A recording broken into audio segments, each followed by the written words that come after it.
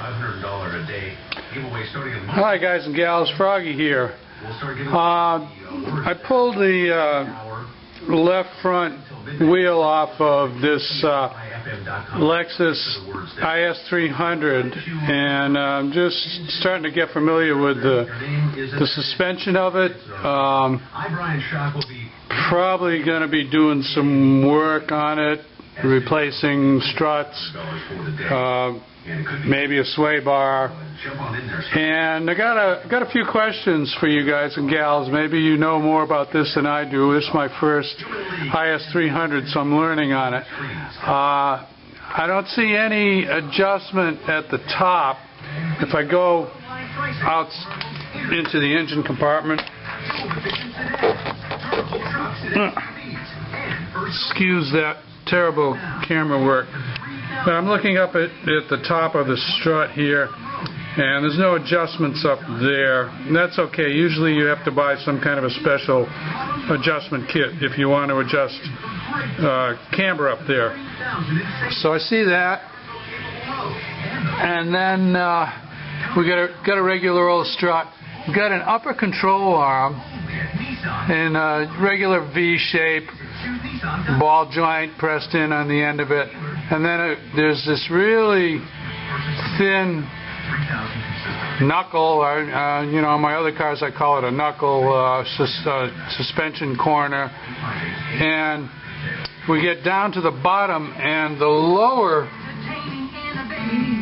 control arm, it's just one arm. It's not a V shape like the upper. It's just one arm there.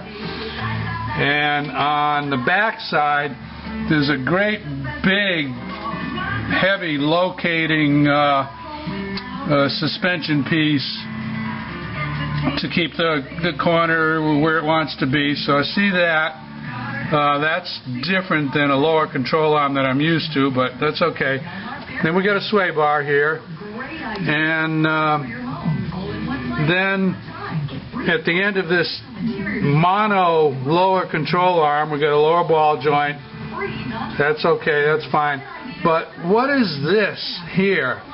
It looks like something, a kind of a sensor that would have to do with active handling, maybe, that would give you the, give the computer on board some information about what this corner was doing, up and down motion, maybe.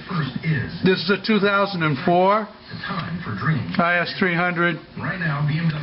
So my main question, I guess, and that lower mono control arm does look like it has some camber adjustment on it, which is very cool. I like that a lot. So we got a couple of questions then. How much negative camber can you get on the front of this car using that stock adjuster without changing the upper